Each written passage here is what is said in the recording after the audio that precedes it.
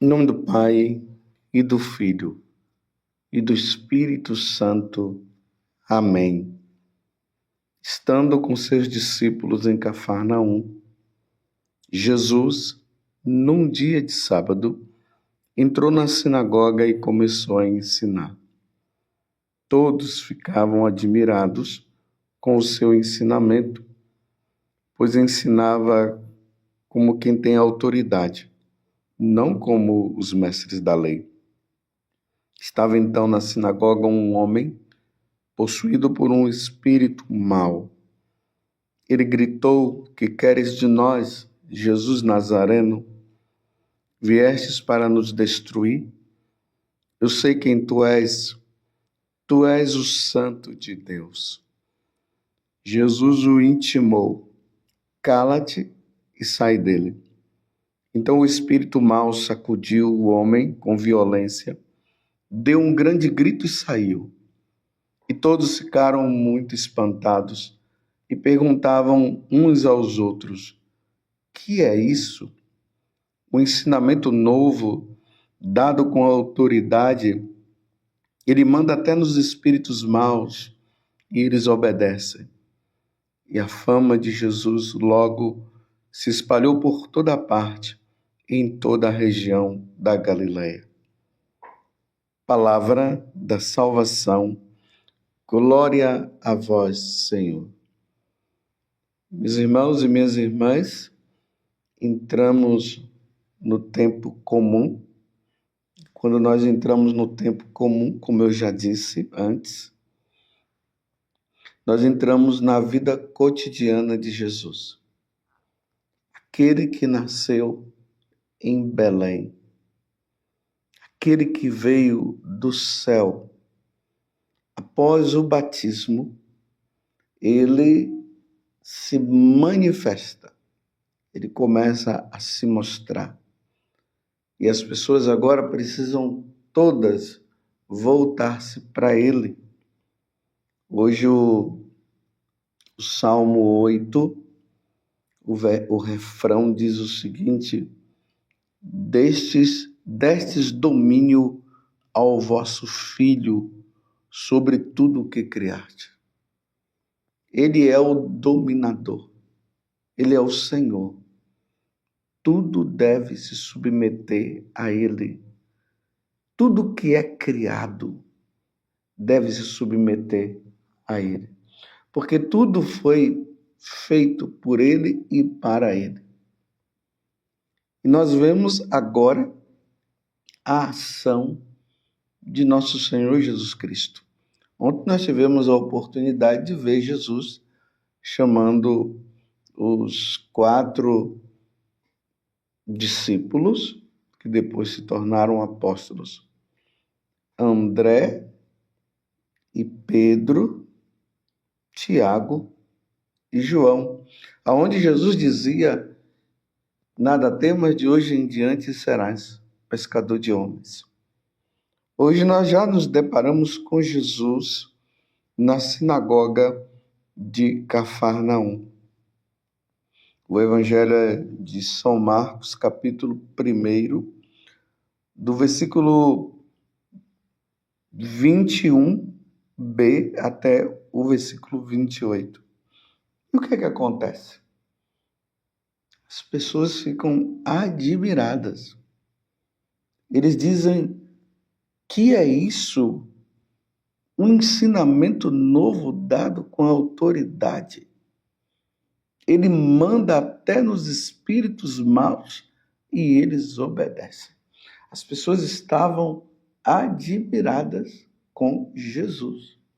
Eles ainda não tinham o conhecimento de que Jesus é Deus, que Jesus é a segunda pessoa da Santíssima Trindade, que Jesus veio para nos salvar, para nos redimir. Esse conhecimento que nós já temos. Eles ainda não tinham. Para eles, Jesus era simplesmente o filho de José, o carpinteiro, o filho de Maria, aquele que foi criado em Nazaré, e simplesmente isso. Só que agora Jesus está fazendo coisas extraordinárias, jamais vista pelas autoridades daquele tempo, pelas autoridades religiosas do tempo de Jesus. Eles não viram os fariseus, os saduceus, os doutores da lei fazendo essas coisas que Jesus estava fazendo. E o que é que Jesus fez? Então, ao entrar na sinagoga de Cafarnaum, como nós acabamos de ouvir no Evangelho, tinha um homem lá que estava possuído por um diabo. O demônio tinha tomado posse do corpo daquele homem, que não é identificado aqui o homem, assim, no sentido de saber o nome deste homem. O que se sabe é que quando Jesus ele entra na sinagoga, aquele homem possuído, ele já começa a gritar: que queres de nós, Jesus Nazareno? Viestes para nos destruir? Eu sei quem tu és o santo de Deus. Então veja o que é que o diabo ele diz. Jesus Nazareno, ou seja, Jesus, ele foi criado na cidade de Nazaré. E na cidade de Nazaré, quando Jesus se identifica, mostrando que ele é a concretização das profecias do Antigo Testamento, ou seja, que ele é o Messias, em Nazaré, na sinagoga de Nazaré, eles não entenderam e expulsaram Jesus de lá. Então Jesus agora vem para Cafarnaum. Aqui em Cafarnaum, a primeira coisa que o demônio diz é identificá-lo. Ele é o Nazareno, mas além de ser o Nazareno, ele é o Santo de Deus. Por que o diabo está dizendo que Jesus é o Santo de Deus? Porque o diabo ele era um anjo de luz, é Lúcifer. Ele vivia no céu, ele estava no céu. Ele foi expulso do céu porque ele desobedeceu, porque ele quis ser igual a Deus, e uma criatura ser igual a Deus não teria cabimento. Então ele foi expulso do céu. E aí o inferno foi criado, mas ao mesmo tempo Deus permite que o demônio continue agindo neste mundo. Isso é um mistério. O mistério da iniquidade está aí agindo neste mundo. Fazendo o quê? Querendo levar os filhos de Deus para o lugar onde ele está, que é o inferno. É a prova nossa. Deus permite que o demônio nos prove para ver se nós seremos capazes de optar por nosso Senhor Jesus Cristo. Só que, se Jesus também não agir, o demônio terá poder sobre nós. Então é preciso que Jesus haja, que Deus haja. E nesta ação de nosso Senhor Jesus Cristo, nós então podemos nos refugiar em Jesus, isso por livre e espontânea vontade, e agindo de livre e espontânea vontade, nós dizemos não ao diabo e sim a Deus. Então, o diabo aqui, ele mostra pela fala dele quem é Jesus. Jesus é o Santo de Deus. Era para que naquela sinagoga as pessoas se dobrarem até diante do Senhor, diante desta revelação que o diabo havia dado. Tu és o Santo de Deus. Só que o diabo, ele pensa que este mundo que foi criado por Deus, ele tem poder, ele acha que ele é dono deste mundo. Então aí ele fala o que para Jesus? Sabemos quem tu és, Tu és o Santo de Deus. E você veio aqui para nos destruir? É claro, meus irmãos, Jesus veio para destruir as obras do diabo. É isso que Jesus veio fazer. Ele veio para destruir as obras do diabo. O diabo não pode ter poder sobre nós. Ele não pode nos seduzir a nos afastar de Deus. Mas é como eu acabei de dizer. Sem Jesus, nós não conseguimos nos desamarrar da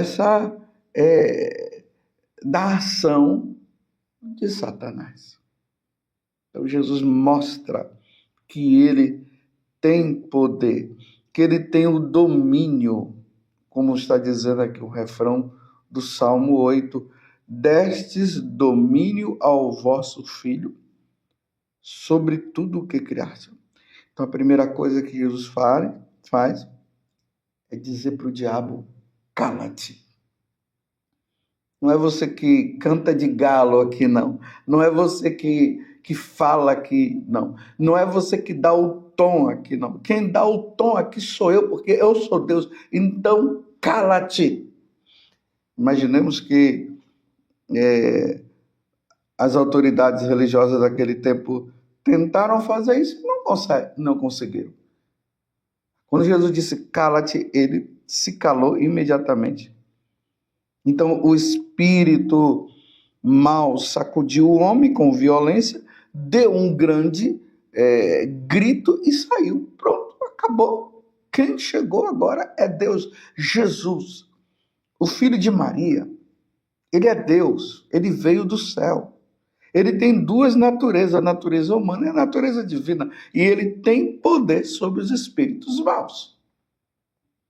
Porque tudo se submete a ele. Porque ele é Deus.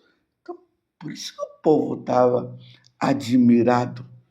E todos ficaram muito espantados e perguntavam uns aos outros, que é isso? Um ensinamento novo dado com autoridade? Ele manda até nos espíritos maus e eles obedecem. E aí a fama de Jesus logo se espalhou por toda a parte, em toda a região da Galileia, porque realmente a fama de Jesus precisa se espalhar. Precisa se espalhar no coração das pessoas. As pessoas não podem mais viver enganadas. As pessoas não podem mais ouvir a voz do diabo, a voz que as pessoas, que eu, você e todos nós precisamos ouvir é a voz de Deus, a voz de nosso Senhor Jesus Cristo, que nos chama à conversão. Nós vimos isso ontem no Evangelho, que ali dizia que Jesus estava ali na Galileia. Claro, tudo aqui é a Galileia, né? Cafarnaum está na Galileia, Nazaré está na Galileia, que é uma região. Mas ali vai dizer que Jesus estava em especial ali às margens do mar da Galileia. E ele começou a dizer, o tempo já se completou e o reino de Deus está próximo. Convertei-vos e crede no Evangelho. Então, nós precisamos nos converter.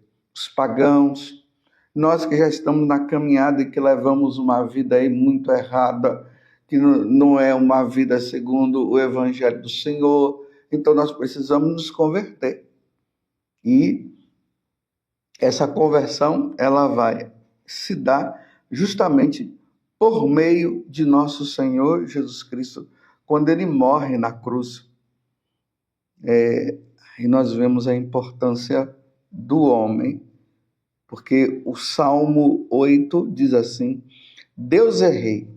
Me desculpa, o Salmo 8 vai dizer o seguinte, o Senhor nosso Deus, ó Senhor nosso Deus, como é grande o vosso nome por todo o universo. O nome de Jesus, ao proclamar esse nome, todo joelho deve se dobrar, no céu, na terra e nos infernos. Então, ó Senhor nosso Deus, como é grande o vosso nome por todo o universo.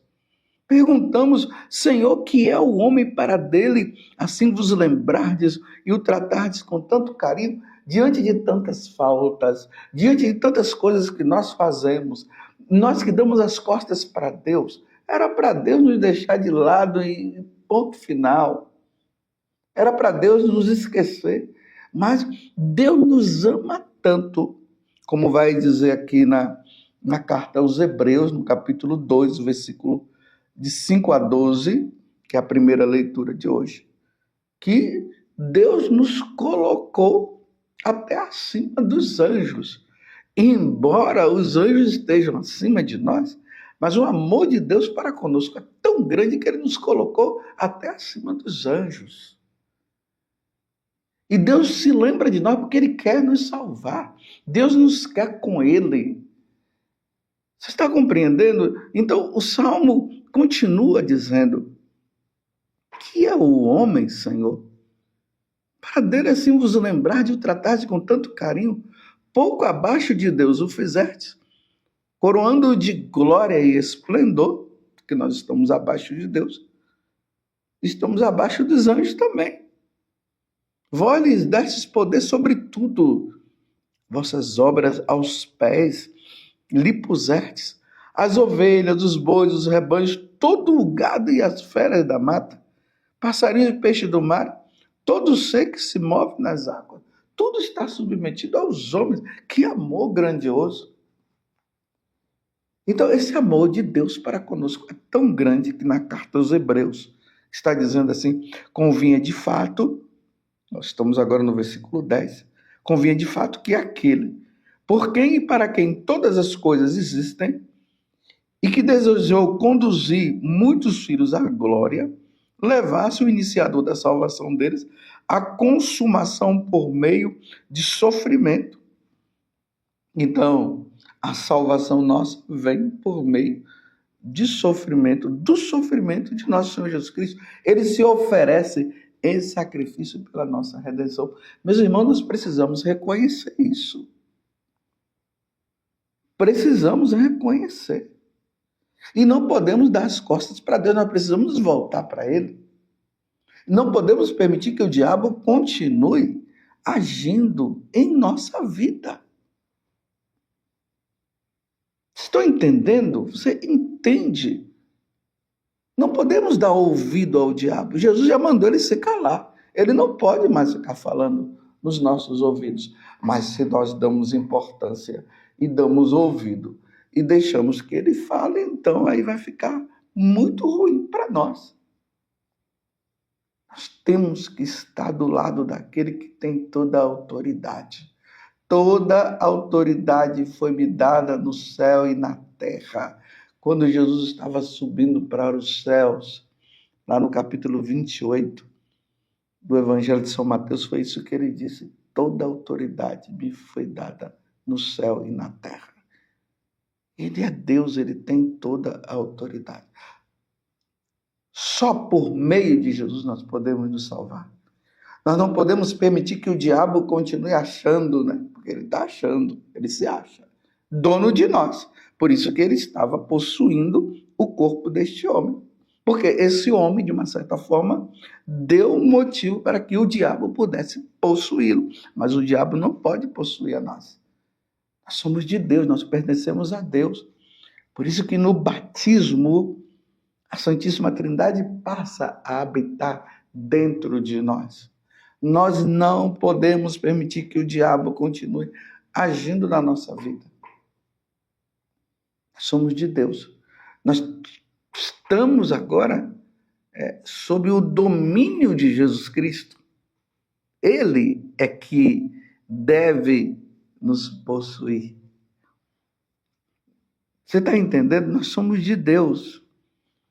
E Ele nos redime, Ele nos salva, Ele nos tira desta ação do maligno na nossa vida quando Ele morre na cruz quando ele se oferece em sacrifício. Tamanha é a importância nossa para com Deus. É de admirar, meus irmãos. Se aquele povo na sinagoga de Cafarnaum admirou-se da ação de Jesus, de mandar aquele demônio se calar e expulsar aquele demônio da vida daquele homem, sendo que nenhuma autoridade religiosa conseguiu fazer isso. Então nós estamos do lado certo, o nosso lado é Jesus Cristo.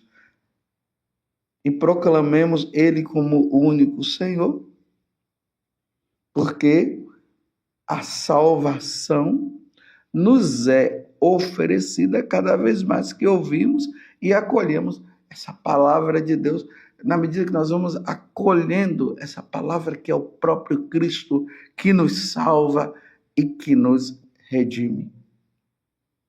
E a fama de Jesus logo se espalhou por toda parte, em toda a região da Galileia. E a fama de Jesus deve se espalhar no Brasil, no coração de todo brasileiro, mas no coração também de todo argentino, mas no coração também de todo paraguaio e assim por diante, no coração dos americanos, no coração dos italianos, no coração dos franceses. E na sua cidade, no seu estado, no seu país, na sua casa, todos devem acolher a salvação que é nos dada por meio de nosso Senhor Jesus Cristo. Ó Virgem Santíssima, não permitais que eu viva nem morra em pecado mortal. Em pecado mortal não hei de morrer, porque a Virgem Santíssima há de me valer. Valei-me, Virgem Santíssima. Louvado seja nosso Senhor Jesus Cristo, para sempre seja louvado, e a sua mãe, Maria Santíssima. E desça sobre você a bênção de Deus Todo-Poderoso, Pai, Filho e Espírito Santo. Amém.